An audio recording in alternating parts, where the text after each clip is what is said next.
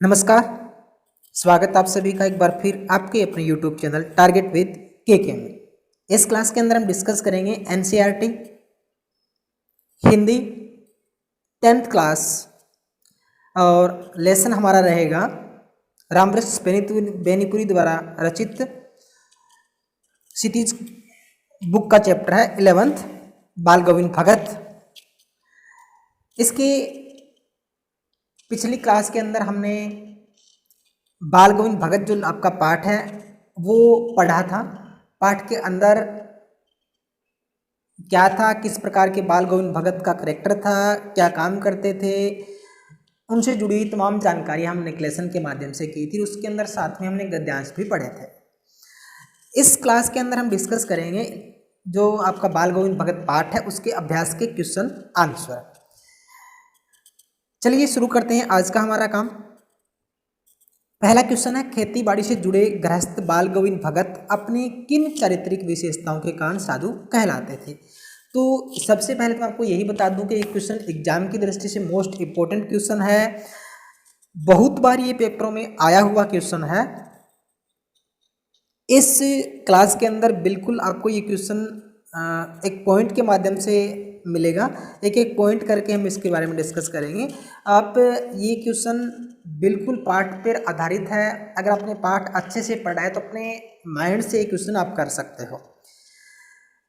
उत्तर इसका है, बाल गोविंद भगत एक गृहस्थ थे। गृहस्थ का मतलब घर गृहस्थी में रहने वाले, घर परिवार में रहने वाले, परिवार के साथ में रहने वाले, परंतु उनमें साधु कहलाने वाले गुण भी थे। क्वेश्चन यही है कि अपने किन गुणों के कारण वो साधु कहलाए थे। यानी साधु की उनको संज्ञा मिली थी, सन्यासी की संज्ञा मिली थी, वो किन गुणों के कारण मिली थी। तो वे कबीर के आदर्शों पर चलते थे, यानी कबीर पंथी टोपी पहनते थे। यानी सब कुछ भगवान को एक तरह से सबसे बड़ा दर्जा अपने जीवन में उन्होंने कबीर को माना है। वे शरीर को नश्वर का मतलब नाश होने वाला, यानी कभी ना कभी शरीर तो नाश हो ही जाएगा, समाप्त हो जाएगा, और आत्मा को परमात्मा का अंश मानते हैं। और इसी कारण अपने बेटे की मृत्यु पर भी वो जरा से विचलित नहीं हुए और लगातार जो संगीत है उसी में व्यस्त रहे। और उनका जो एक ही मतलब उस समय मोटो था और वो यही था कि मेरे बेटे की जो आत्मा है वो परमात्मा के पास चली गई है, इससे बड़ी खुशी मेरे लिए और कुछ भी नहीं हो सकती है। इसी के साथ वो अपने बहू को भी रोने की बजाय उत्सव मनाने की बात करते हैं। दूसरा, वे कभी झूठ नहीं बोलते थे, सदा खरा व्यवहार करते थे। तीसरा, किसी से भी सीधी बात करने में संकोच नहीं करते थे, न किसी से झगड़ा करते थे। सीधी का मतलब दोगली बात नहीं, डबल मीनिंग वाली बात नहीं, किसी दूसरे के सामने नहीं, सीधी बात, डायरेक्ट बात करना। किसी की चीज़ न छूते थे, न बिना किसी दूसरे के पूछे उसकी चीज़ को व्यवहार में लाने का मतलब इस्तेमाल करते थे। वे किसी दूसरे की चीज़ नहीं लेते थे, उनको एक प्रकार से आदत थी। उनके खेत में जो कुछ पैदा होता सबसे पहले उसे कबीरपंथी मठ में ले जाते, तो उनमें से जो हिस्सा प्रसाद के रूप में वापस मिलता ये उसी से गुजारा करते। उनमें लालच बिल्कुल भी नहीं था। इस प्रकार उन्होंने अपना सब कुछ ईश्वर को समर्पित कर दिया। यानी ये एक प्रकार से उनकी विशेषताएं थी, उनके गुण थे जिनके कारण वो साधु कहलाए। दूसरा प्रश्न है, भगत की पुत्रवधू उन्हें अकेला क्यों नहीं छोड़ना चाहती थी। ये भी इम्पोर्टेंट क्वेश्चन है। तो जैसा कि पाठ में मैंने पढ़ा था कि वो अपने पति की मृत्यु के बाद अपने ससुर की सेवा करना चाहती थी, बुढ़ापे में उनका ध्यान रखना चाहती थी, उनके जो बुढ़ापे की लाठी है वो बनना चाहती थी। लेकिन जो भगत है, और साथ में ही ये भी बात भी कह सकते हो कि भगत का केवल एक ही पुत्र था और उनकी पुत्रवधू समझदार थी, सर्वगुण संपन्न थी, और अपने पति की मृत्यु के बाद उनके मन में यही था कि अब उनके ससुर का यानी उसके बेटे के पिता का कौन ख्याल रखेगा, उनको कौन खाना खिलाएगा, कौन उनका ध्यान रखेगा। तो ये सारी चिंताएं थी, इसीलिए वो उनको अकेला नहीं छोड़ना चाहती थी। तीसरा प्रश्न आपका, भगत ने अपने बेटे की मृत्यु पर अपनी भावनाएं किस तरह व्यक्त की थी। तो पहले ही हम डिस्कस कर चुके हैं कि भगत एक प्रकार से कबीर को सब कुछ मानते थे, अपने जो शरीर है, मानव शरीर है, उसको नश्वर मानते हैं, और जो एक प्रकार से आत्मा और परमात्मा उन दोनों का मिलन मानते हैं कि वो सबसे बड़ी शक्ति है। अगर आत्मा परमात्मा के पास चली जाती है, यानी जब व्यक्ति की मृत्यु होती है तो आत्मा भगवान के पास चली जाती है, इससे बड़ी खुशी की बात कोई नहीं होती। तो इस प्रकार जो भगत अपनी बेटी की जो मृत्यु पर है बिल्कुल भी शोक व्यक्त नहीं करते, बल्कि उत्सव के रूप में वो अपना वाद्य यंत्र है बजाते हैं और संगीत में ध्वनियाँ हैं वो निकालते हैं। चौथा प्रश्न है भगत की व्यक्तित्व और उनकी वेशभूषा का अपने शब्दों में वर्णन करें। तो ये चौथा क्वेश्चन और पहला क्वेश्चन सिर्फ स्टेटमेंट में फर्क है, बाकी आंसर दोनों का सेम है। पहले क्वेश्चन के अंदर भी भगत का कैरेक्टर पूछा है, उनके गुण बताए गए हैं, और वैसा ही क्वेश्चन चौथा है आपका, उनका व्यक्तित्व यानी कैरेक्टर और उनकी वेशभूषा कैसी थी। ठीक है, तो सेम क्वेश्चन है बिल्कुल, पूछने का तरीका अलग है लेकिन आंसर सेम है। अगला क्वेश्चन है, ये वेशभूषा देख सकते हो, थोड़ा सा यहाँ पे अलग मिलेगा, थोड़ा सा मतलब वो कैसे कपड़े पहनते थे, कैसे दिखते थे, उनकी दिनचर्या क्या थी, बस थोड़ा सा यहाँ फर्क है। गोरे चिट्टे आदमी थे, 60 साल के ऊपर उनकी उम्र हो चुकी थी, बाल पक गए थे, लंबी दाढ़ी, जटाजूट तो नहीं रखते थे, यानी बाल नहीं रखते थे ज़्यादा लंबे, बिल्कुल छोटे बाल या बिल्कुल ही कम रखते थे, किंतु उनका चेहरा हमेशा सफ़ेद बालों से जगमगा था, यानी दाढ़ी पर सफ़ेद बाल थे वो आए हुए रहते थे। कपड़े बिल्कुल बताइए भी लंगोट पहनते थे, हमेशा कपड़े बिल्कुल कम पहनते थे, बस कमीरपंथी जो टोपी है वो कनपट्टी पर रखता था। जब जाड़ा आता था काली कंबली ऊपर से ओढ़ लेते थे, यानी सर्दी के मौसम में काला कंबली छोटा कंबल वो रख लेते बस। और अपने गले में तुलसी की जड़ों की बेडोल माला, यानी इनका कोई डोल नहीं था, कोई आकार नहीं था माला का, मतलब सुंदरता के लिए नहीं पहनते थे वो, कबीर को अपना सब कुछ मानते थे इसी वजह से। पांचवा प्रश्न है इंपॉर्टेंट प्रश्न है एग्जाम की दृष्टि से, बाल गोविंद भगत की दिनचर्या का मतलब दैनिक उनका रूटीन था, वो लोगों के अचरज होता है हैरानी का कारण क्यों था। बाल गोविंद भगत की दिनचर्या लोगों के अचरज का कारण इसलिए बन गई थी क्योंकि वे जीवन के सिद्धांतों और आदर्शों का अत्यंत गहराई से पालन करते हुए उसे अपने आचरण में उतारते थे। वृद्ध होते हुए भी उनकी स्फूर्ति में कोई कमी नहीं थी। सर्दी के मौसम में भरे बादलों वाले भादों की आधी रात में वे भोर में सबसे पहले उठकर गांव से 2 मील दूर बहती गंगा में स्नान करने जाते थे। खेत में अकेले खेती करते हुए कबीर के गीतों में तल्लीन रहते थे और विपरीत परिस्थितियों के होने के बाद भी उनकी दिनचर्या में कभी कोई परिवर्तन नहीं आया। एक वृद्ध को अपने कार्य की प्रति सजगता और लगाव देकर लोग दंग रह गए थे। सीधे शब्दों में कहा जाए तो इस क्वेश्चन से, इस पार्ट से, इनके बातों से हमें यही लगता है, यही हम कह सकते हैं कि भगत की उम्र, बाल गोविंद भगत की उम्र है वो 60 साल से कहीं ज़्यादा ऊपर थी, और उनका जो रूटीन का काम था बिल्कुल नियमित थे। किसी प्रकार का उनमें डर तो नहीं कह सकते, लेकिन किसी प्रकार का आलस कह सकते हो, या किसी काम को करने के प्रति अनुशासनहीनता वो बिल्कुल नहीं थी। इन्हीं सब बातों के कारण लोग उनके काम के तरीक़ों से और रूटीन से, नियमित जो काम करने की शैली थी उनसे हैरान थे, परेशान थे। ये अमर इतनी उम्र के बाद भी ये सब कैसे करता है, और वो भी इतने अच्छे ढंग से।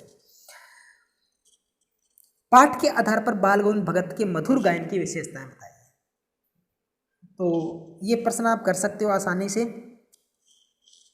एग्जाम की दृष्टि से उतना इम्पोर्टेंट नहीं है क्वेश्चन, अभी तक ये एग्जाम में पूछा नहीं गया है, लेकिन फिर भी अभ्यास का क्वेश्चन है, पाठ पर आधारित है, तो आप इस क्वेश्चन को कर सकते हो। कहने का मतलब उनके संगीत में एक विशेष प्रकार का आकर्षण था, उनके कंठ से जो निकलती ध्वनि थी, संगीत का जो स्वर था बिल्कुल सजीव था। खेतों में जब गाना गाते तो स्त्रियों के होठ कांपने लगते, यानी वो होठों से जो उनका गाना है वो गुनगुनाती थी। गर्मियों के शाम में उनके गीत वातावरण में शीतलता भर देते थे, यानी एक प्रकार से लोगों को राहत मिलती थी उनके गाने से। जादू एक प्रकार से था उनके गानों में, संगीत स्वर लहरी है वो निकलती थी एक प्रकार से, और सब लोग उनके संगीत को सुनकर मंत्रमुग्ध हो जाते थे। तो ऐसा उनका संगीत था। कुछ मार्मिक प्रसंगों के आधार पर यह दिखाई देता है कि बाल गोविंद भगत प्रचलित सामाजिक मान्यताओं को नहीं मानते थे। पाठ के आधार पर उन प्रसंगों का उल्लेख करें। कहने का मतलब समाज के जो रीति रिवाज है, बिल्कुल ये तो नहीं है कि वो बिल्कुल नहीं मानते थे, लेकिन कुछ एक रीति रिवाज उनको ऐसे लगते थे जिनको नहीं मानना चाहिए, क्योंकि वो मानव शरीर को नश्वर मानते हैं और आत्मा को परमात्मा का एक अंश मानते हैं। यानी वो जब हमारी मृत्यु होती है तो हमारी आत्मा है, कहते हैं, परमात्मा के पास चली जाती है, और ये सबसे बड़ी खुशी की बात होती है कि किसी का मिलन परमात्मा से हुआ है। तो ये एक जो फैक्ट था पाठ के आधार पर हमें पता लगा कि वो मानव शरीर को नश्वर मानते हैं, और अपने बेटे की मृत्यु के बाद भी उस समय मार्मिक पल होता है, दुखद पल होता है जीवन का व्यक्ति के अंदर, और खासकर जब किसी पिता के सामने उसके जवान बेटे की मौत हो जाती है, उससे बड़ा दुख उनके जीवन में कुछ नहीं हो सकता। लेकिन यहाँ भगत को बिल्कुल भी अफसोस नहीं होता उसकी मृत्यु का, बल्कि वो खुशी मनाते हैं और कहते हैं कि आत्मा परमात्मा के पास चली गई है, ये तो उत्सव मनाने का समय है। तो एक प्रसंग हमारे सामने आया था। 8वां प्रश्न इंपॉर्टेंट है ये। धान की रुपाई के समय समूचे माहौल को भगत की स्वर लहरियां किस तरह चमत्कृत कर देती थी, उस माहौल का शब्द चित्र प्रस्तुत कीजिए। यानी कहने का मतलब, जब बाल गंगाधर भगत संगीत के सुरों में खो जाते हैं और धान की रुपाई करते हुए वहाँ के लोग, मजदूर, महिलाएं हैं, उनके किस तरह के हाथ चलते हैं काम करते हुए, किस तरह से उनके पाँव थिरकते हैं, उनके होंठ काम एक तरह से कंपने लगते हैं संगीत के स्वर से। तो ये सारी की सारी, यानी कहने का मतलब उनके संगीत की जो विशेषताएं हैं वो हमें बतानी है यहाँ पे। 9वां प्रश्न है, पाठ के आधार पर बताएं कि बाल गंगाधर भगत की कबीर पर श्रद्धा किन किन रूपों में प्रकट होती है। यानी वो भगवान जो कबीर हैं उनको सब कुछ मानते हैं, साहब मानते हैं। तो मैंने पढ़ा था कि वो कबीर को साहब मानते हैं, हमेशा उनके नित्य दरबार में जाते थे, मोह माया से मुक्त है। जैसे कबीर गृहस्थ होकर भी सांसारिक मोह माया से मुक्त थे, उसी प्रकार बाल गंगाधर भगत भी गृहस्थ जीवन जीते हैं, परिवार के साथ रहते हैं, लेकिन मोह माया से उनसे कोई मतलब नहीं है। कबीर के अनुसार मृत्यु के पश्चात जीवात्मा का मिलन परमात्मा से होता है, जैसे उनके बेटे की मृत्यु पे उन्होंने एक प्रकार से उत्सव मनाया था, वो बात। तीसरा, भगत सिंह अपनी फसलों को भी ईश्वर की एक प्रकार देन मानते हैं, कि जो भी पैदा होता है वो भगवान की देन है, और वो जितना अनाज उनके खेत में होता है वो सारा का सारा भगवान के पास लेके जाते हैं, और उनको प्रसाद के रूप में जो भी मिलता है वो अपने जीवन के लिए ले आते थे। और सारा दिन जो कबीर के जो पद हैं, दोहे हैं, उनको गुनगुनाते रहते थे। कबीर के पहनावा, कबीर की वाणी, सब कुछ, उनकी जो वेशभूषा, एक प्रकार से कबीर पंथी टोपी पहनना, ये सब दर्शाता है कि वो कबीर के सच्चे भक्ति श्रद्धा से उनको श्रद्धा स्वरूप सब कुछ मानते थे, साफ मानते थे। आपकी दृष्टि में भगत की कबीर पर अगाध श्रद्धा के क्या कारण है? तो एक प्रकार से जैसे उनको कबीर के प्रति श्रद्धा थी, तो उनके हमें लगता क्या है, कैसा अनुमान लगा सकते हैं, कैसे हम माने कि वो कबीर के सच्चे भक्त थे, और उनकी भक्ति श्रद्धा के प्रति क्या कारण रहे हैं? तो अगाध श्रद्धा रखते हैं क्योंकि कबीर ने सामाजिक कुप्रथाओं का विरोध कर समाज को एक नई दृष्टि प्रदान की है। ये बिल्कुल सही बात है, क्योंकि वो समाज के रीति रिवाजों से प्रचलित जो पाखंड है, अंधविश्वास है, कुरीतियाँ हैं, बुराइयाँ हैं, उनको कबीर भी नहीं मानते थे और बाल गंगाधर भगत भी नहीं मानते थे। तो कबीर की इन सब बातों से प्रभावित होकर ही उन्होंने एक प्रकार से सच्ची श्रद्धा वो उनके प्रति रखते थे, आडंबरों में विश्वास नहीं करते थे। जो सच्चाई नज़र आती है वो लोगों के सामने कहते थे, बिल्कुल लोगों के सामने सीधी स्पष्ट बात करना, ये उनकी छवि थी। इसी कारण लगता है कि जैसे कबीर थे वैसे ही बाल गंगाधर भगत है। 11वां प्रश्न आप वैसे पढ़ सकते हो, एग्जाम की दृष्टि से उतना इंपॉर्टेंट नहीं है। गांव का सामाजिक सांस्कृतिक परिवेश आषाढ़ चढ़ते ही उल्लास से क्यों भर जाता है? तो ये इसमें पढ़ सकते हो। 12वां प्रश्न छोड़ दीजिए, कोई 13वां प्रश्न भी आप छोड़ सकते हो। 14वां प्रश्न है, ये वैसे व्याकरण से संबंधित रखता है प्रश्न, लेकिन ये सारे जो प्रश्न हैं व्याकरण का जो अंश है क्रिया विशेषण, वो पाठ से लिया गया है। वैसे क्रिया विशेषण का टॉपिक आपके लेसन के अंदर है, वैसे आपको इसकी अलग से वीडियो प्रोवाइड करवाई जाएगी, लाइव क्लास आपको मिलेगी इसकी। तो वैसे एक बार यहाँ से पढ़ भी सकते हो आप। क्रिया की विशेषता बताती है, उनको क्रिया विशेषण कहते हैं।